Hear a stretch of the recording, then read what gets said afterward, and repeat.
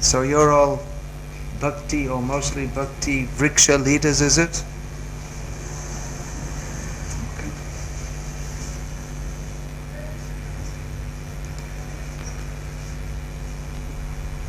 Om Jnanatirandhasya Jnananjana Shalakaya Chakshurunmilitam Yena Tasmai Shri Gurave Namaha Vandeham Shri Guru Shri Yataf Padakamalam Shri Guru Navaishnavamscha Shri Rupam Sagrajatam Sahagana Raghunathan Vitam Tam Sajivam Sadvaitam Savadhutam Parajana Sahitam Krishna Chaitanya Devam Shri Radha Krishna Padan Sahagana Lalita Shri Vishakam Vitamscha Hare Krishna Krishna Krishna Hare Hare Hare Rama Rama Rama Hare Hare.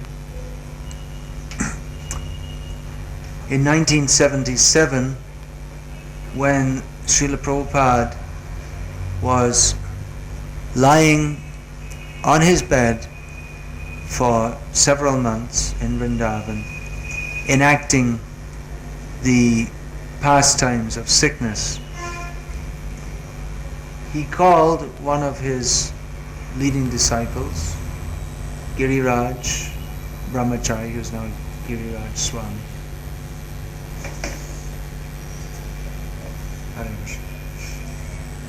It's better to do from the front, by the way. One of those details of Vaishnava etiquette. Approach from the front. Dead bodies are garlanded from the back. So it's not very, that's the worst thing. Come up from behind. Anyway, Prabhupada was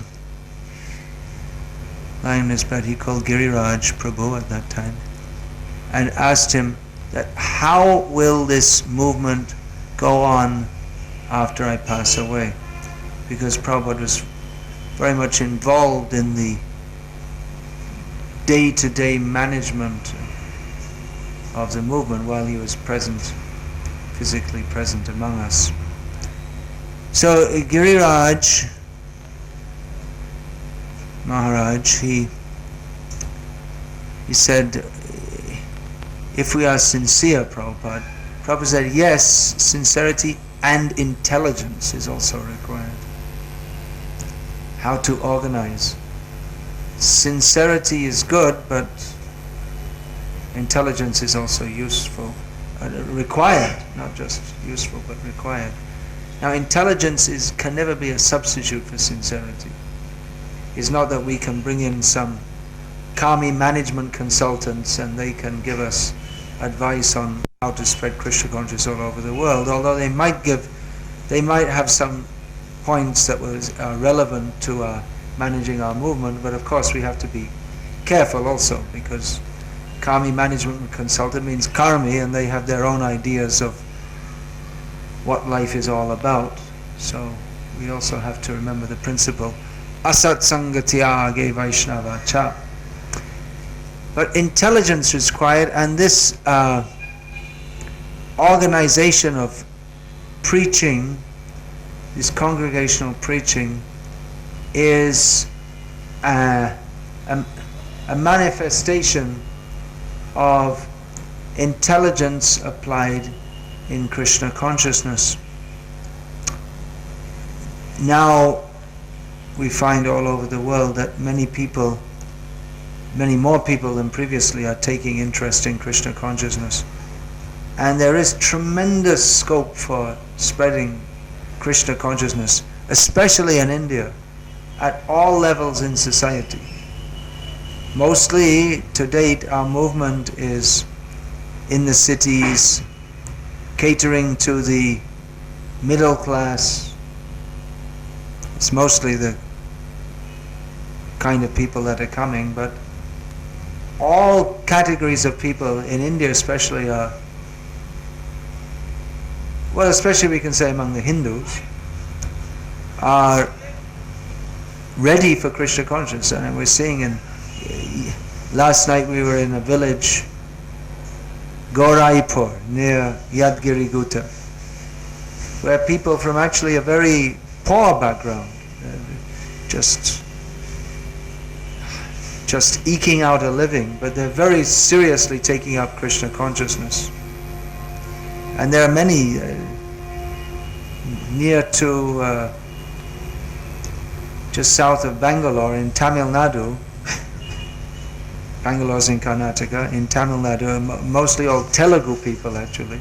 There's whole villages with many people taking up Krishna consciousness. The potential is there everywhere. But how to organize it, that requires some intelligence.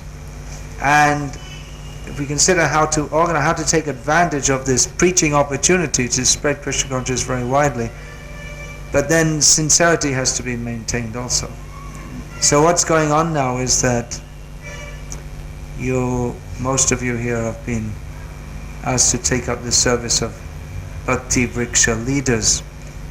So in one sense, you are taking up Chaitanya Mahaprabhu's order, Jare Deko Tare Koha Krishna Upadesha Amaragya Guru Hoya Tara Edesh. It means to be a leader in Krishna consciousness means to give guidance. It means to take the position of Guru. Of course, Prabhupada also spoke about monitor Guru. He gave this example that the system of teaching in the Indian classrooms was that they would have one teacher with many students. Nowadays they say if you have less students it's better. But in the old system they had many students, and the older students would help to instruct the newer students.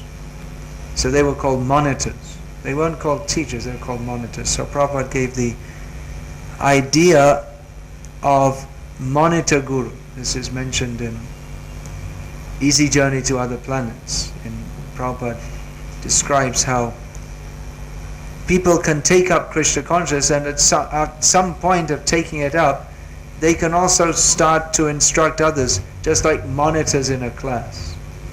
Doesn't mean they're on the same status as the teacher. They're also students, but they're a little bit, they're ahead of others, they've learned some things, and they can start to help others to learn those things also. So it's teach as you learn and learn as you teach. So that is a very great responsibility actually, especially for us who are all learners, to take on responsibility for teaching the highest truth, the absolute truth, Krishna consciousness. There's great opportunity for service. It's a great responsibility. With every responsibility comes the opportunity to do great good, and especially in the role of a guru, there's also there's the opportunity to do the greatest good. There's also the opportunity to do great harm.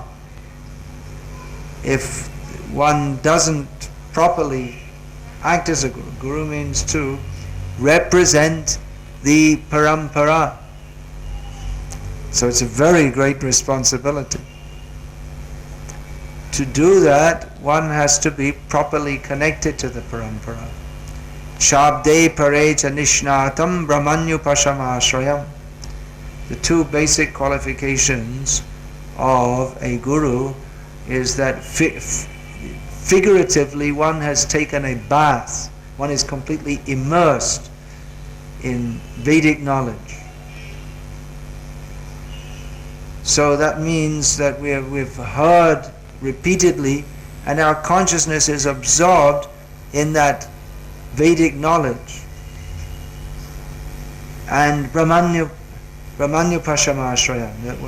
It's not simply theoretical knowledge, but we've actually taken shelter of the Supreme Absolute Truth, who is the object of that knowledge. In other words, one should have heard very nicely and very thoroughly and understood and actually be surrendered to Krishna. These are the qualifications of a guru. So it's a great responsibility. It's also a great opportunity to, as I was saying, one can do great harm in the position of guru, because if one does not properly present the position of the parampara, then He's a rascal. If he takes the position of teaching others what is taught by Guru, Sadhu and Shastra, but instead he inserts something from his own mental speculation which must be incorrect, which must be misleading. If it's not exactly in the line of Guru, Sadhu and Shastra, then it must be misleading, and then we become a cheater. Just now, while seeing my email, I saw there's a new conference among some of Prabhupada's followers, and it's called, I can't remember exactly, I remember the first two words, Prabhupada Siddhanta Discussion Conference. So what do you think about that? The Prabhupada Siddhanta. It's nonsense. There's no such thing as Prabhupada Siddhanta. Prabhupada is Prabhupada because he presents the Siddhanta. If we think that he has a separate Siddhanta, then we convert him into Sai Baba or something like that. His duty is to present. If we think that he has got his own separate Siddhanta, which is called Prabhupada Siddhanta, then we convert him into something which he never claimed to be. He only claimed to be, which every Guru must claim to be, which is a representative of the Parampara. So that means whoever made up this conference has got no idea what Siddhanta is, or who Prabhupada is. But they think they're being faithful to Prabhupada by making a conference called Prabhupada Siddhanta. They think that Prabhupada's teaching something else to whatever. He has a different Siddhanta, or that, but Siddhanta is only one. And any Guru, including Prabhupada, is the only Guru because they present Siddhanta. So if we think Prabhupada Siddhanta, we think Prabhupada's teaching something different, but it's Prabhupada Siddhanta, so we have to follow it. Then it's just cultishness. It's like we follow Sai Baba because we follow him. But that's not Siddhanta. Prabhupada never taught us that you should just follow me because I said so. I'm the Guru and you just follow me. This is cultishness. Then we should become like that, Sai Baba Ma Amritananda Mai or something. I'm the Guru, you follow me. Oh, why? You just follow. This is nonsense. They're not Guru. Guru means who presents Shastra and teaches us to understand Siddhanta. Siddhanta balya chitte nakaraha alash yeha hoite krishne lage sudrida manash. We have to apply our intelligence to understand the Siddhanta. Many times people think that accepting a Guru means you just become lazy. That you just do whatever the Guru says, bas, finished. You don't have to think. But the Guru's job is to make you think, to understand, because as intelligent living beings we have the propensity and the proclivity to think. We must think. So if we don't think according to Guru, Sadhu and Shastra, then we'll think according to Deccan Chronicle or whatever else we're hearing, whatever else we're taking our information from. So Guru teaches us to understand, not that just, well, I said it, so you believe it. That's how I became a non-Christian, because they told me it's in the Bible, you believe it. You say, well, wait a minute, I don't understand. This doesn't seem to make sense, that God's your all-loving Father, but if you don't believe in Him, you go to hell forever. I thought, wait a minute, that doesn't sound very merciful. I mean, my own Father, He's not God, but if I do something wrong, He punishes me and gives me another chance. But you're saying our all-loving, all-kind, all-compassionate, all-loving Father, if you fluff it in one life, He burns you in hell forever. And that doesn't make sense. Well, you have to believe it. It's in the Bible. Okay, see you later. You keep your Bible, I'm going off somewhere else. There's no appeal to the... It's an appeal to turn off the intelligence. The Guru is meant for giving education. Education is derived from the Greek, I believe. It's either Greek or Latin. Which means, it doesn't mean to drill you, to brainwash you, but it means to draw out that which is already within. Which is exactly the point of Krishna conscious education. Nitta Siddha Krishna Prem Shadda Kabunai Shavanadi Shuddha Chitte Karaye Udoy. Everyone is a devotee of Krishna. We cannot convert people to be Vaishnavas, because everyone's already a Vaishnava. But the thing is that most people have forgotten.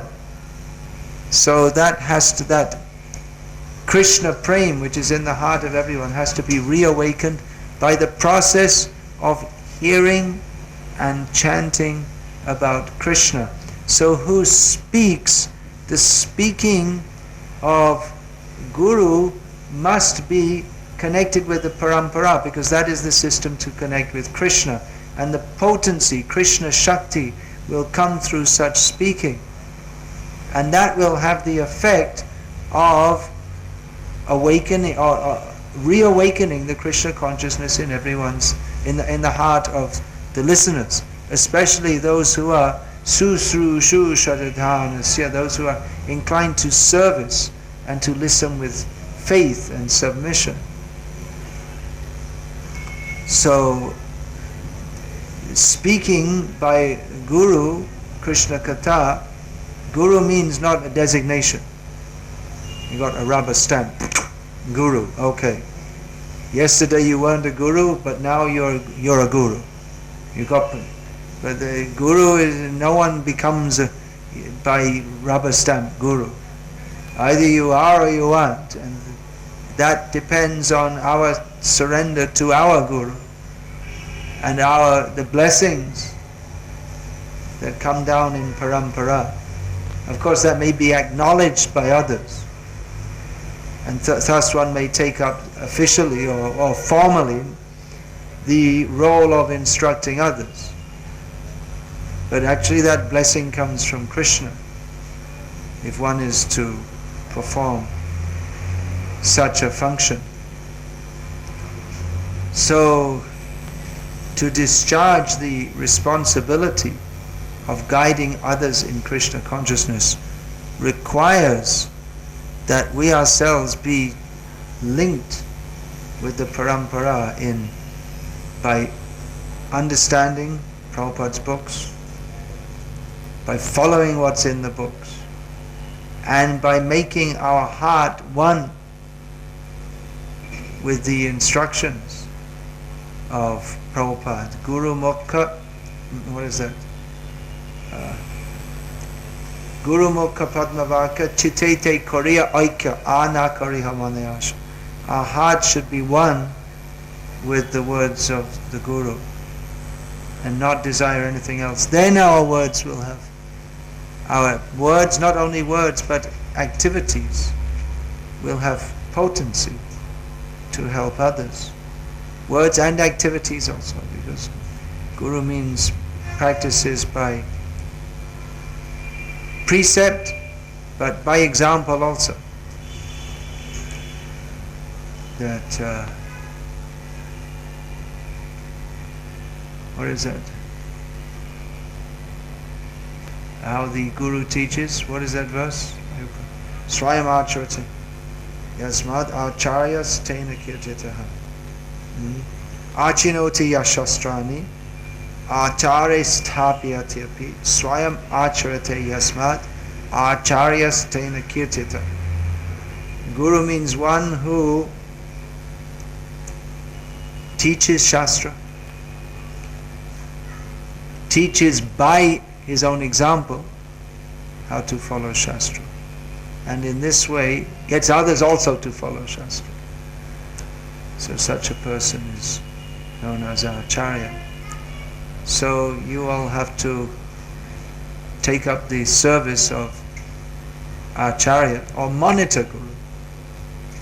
As soon as, if one starts to think, now I'm a Guru, then you immediately, the first uka in Guru becomes lost.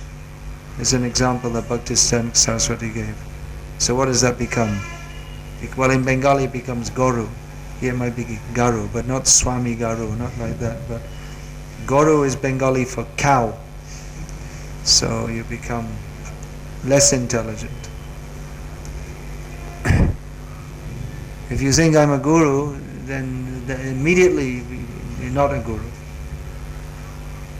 One always has to think I'm a servant.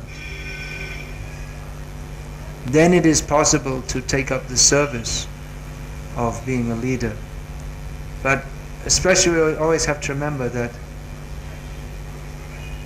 our service is like that of a monitor, but we also need to be monitored. We also have to learn. We also have to be guided. Especially here in Hyderabad, practically speaking, the expansion of the preaching is just beginning after many years. And many people are coming forward newly, and although almost all are quite immature in many ways in Krishna consciousness, but due to force of circumstances, they have to be the leaders.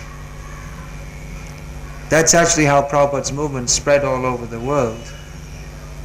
I mean, I was in charge of preaching in Bangladesh, whole country with over 100 million people, when I was, 23 years old. And I'd been in the movement for, 5 years at the time. So that was kind of normal in those days, because mostly who was joining was young and the movement was spreading quickly. So whoever took it up, they could go different places and spread the movement. But along with the rapid expansion, there were many problems were caused actually by the immaturity of the devotees. You can say that our movement is much more mature than it was at that time, which is maybe one of the reasons why more people are coming to it. That may be one of the reasons. Another reason is the cumulative effect of preaching and distributing books over many years. There may be many different factors.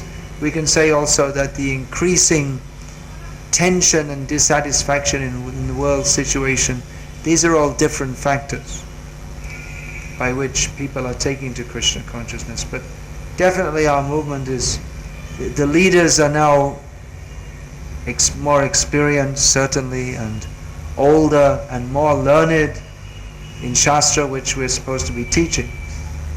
Teacher means we should know what we're teaching. So, in general, throughout the world, this situation is there. But in Hyderabad, as it happens, due to the history of ISKCON in Hyderabad, it was actually not a very happy history for many years. There was some, as Prabhupada said in one letter, and I think it's quite applicable in Hyderabad, a nasty leadership. So, but now there's concerned leadership that is concerned with the spreading of Krishna consciousness with sincerity, intelligence. So it's a great opportunity for all of you. But at the same time, you have to remember that we are all inexperienced and learners ourselves. So it behooves us to, anyway, in all circumstances, a Vaishnava should act with humility. But especially if we are to take up some leadership role in our relatively new stage of Krishna consciousness, it behooves us to do so with humility. Jayapataka Maharaj told me more than once that he was made temple president in Montreal, I think it was, before he came to India. He joined in the West, actually, believe it. He's so long in India you can hardly imagine, but he actually joined in Canada. He joined the temple there, and Prabhupada made him the temple president when he'd been in the movement just a few months, and everyone in the temple was a senior devotee to him. In those days, when I joined, someone in the movement 4 years was considered a very senior devotee. So there you go, it's all relative. So then Jayapataka Maharaj asked Prabhupada, then, well, how can now I'm the temple president, I have to ask. No, he didn't. I don't know whether he asked Prabhupada. I think he explained that he was in the situation where he had a duty to give instruction to others, to engage in this service and that service. But on the other hand, it might be quite natural, due to whatever, some false ego or whatever it might be, that those who are senior to him might think that, well, who's this person to tell me what to do? I had the same experience in London where I joined. I was quite new in the movement, and they asked me to start giving classes.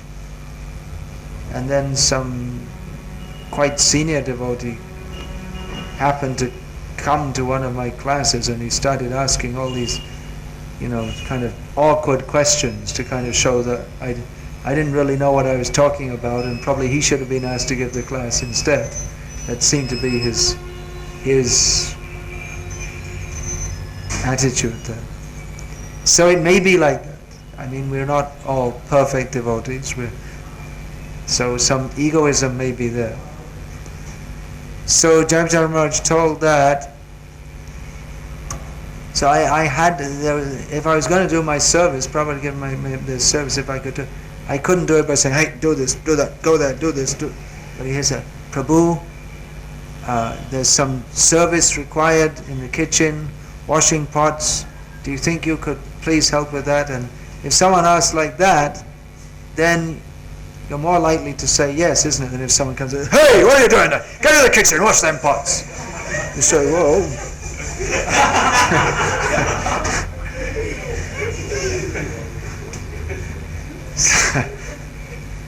So technique.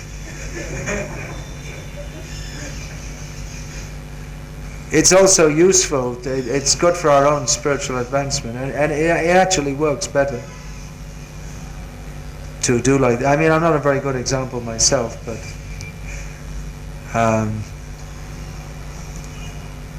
just a big talker. But that we have to consider also, that especially in this Bhakti Vriksha program, who's coming is mostly, it's new people. So they're not very convinced about Krishna consciousness, and ourselves, we're still trying to become convinced about Krishna consciousness.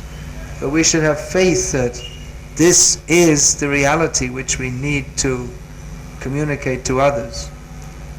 So we have to deal with people quite carefully. Of course, to be in a Bhakti Vriksha, people should have some pre-qualification. It's not that just someone comes off the street and you put them in this program. They should also have developed to a considerable extent this susrushu shraddha, this submissiveness, understanding that we're here to serve, and faith.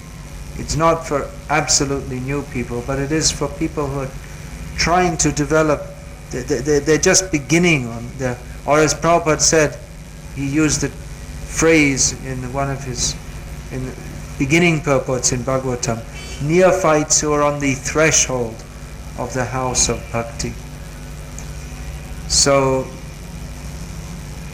in many ways, it's a challenging service. It's not such an easy thing. Just like to look after young infants, it's not such. It requires a certain mentality to look after little infants and to start getting them educated. How do you educate infants who are just infants means they're just wild. They're just like animals, actually. How do you start to educate them? So it's actually not such an easy thing to do. So in the Bhakti Vriksha program, everyone is spiritually an infant. I remember seeing one video of the opening of Prabhupada's palace in New Vrindavan. This was many years ago, and some journalist was there. That means TV journalist. And she asked the Kirtanananda Swami, who was at that time head of the New Vrindavan community, she asked him, they said, well, if you're sadhus and you're supposed to be renounced and saintly people, then why are you building all these fancy buildings costing so much money? What's the need? And he replied that, well, there's no need for us, but because he gave the example, it's just like a child. You want to educate them, you do something to catch their attention, and then when you catch their attention, then you instruct them. So like this, we are building this big building. One reason, of course, is to glorify Prabhupada, but another reason is that it's to capture the attention of materialistic people, so that they'll come and, oh, what is this? There's some wonderful building. Okay, let's go and see. And then when they come, they, oh, it's very nice. And then they develop some respect for the persons who have built this, and they wonder, why have you built this? And you explain this to glorify Prabhupada. And why glorify Prabhupada? And then you start to preach. So then the lady interviewing him said that, well, that's okay, but I'm not a child. And he said, you are, spiritually. She was quiet, she had nothing more to say. So we're dealing with spiritual infants, and we ourselves are also maybe just a little bit bigger than infants, just like you see in the villages in India even today.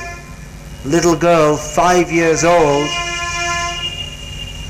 she herself is just out of her mother's arms, and she's picking up the next baby, who's maybe 2 years old, and she's carrying around, and the baby is almost as big as her. But she automatically takes on the role of a mother. This is another reason, I'll say it again, I'm against all this feminism and all this idea, because naturally you see the young girl, they have the natural propensity to be like mothers, even from the age of 5. One of my godbrothers was telling me, he has a daughter, 5 years old, and she's asking when I'm going to get married. So it's a natural propensity. But instead they want to make them into airline pilots. So it's ridiculous. Airline pilots and soldiers in the army go to Iraq and shoot people dead. Anyway, that's another topic.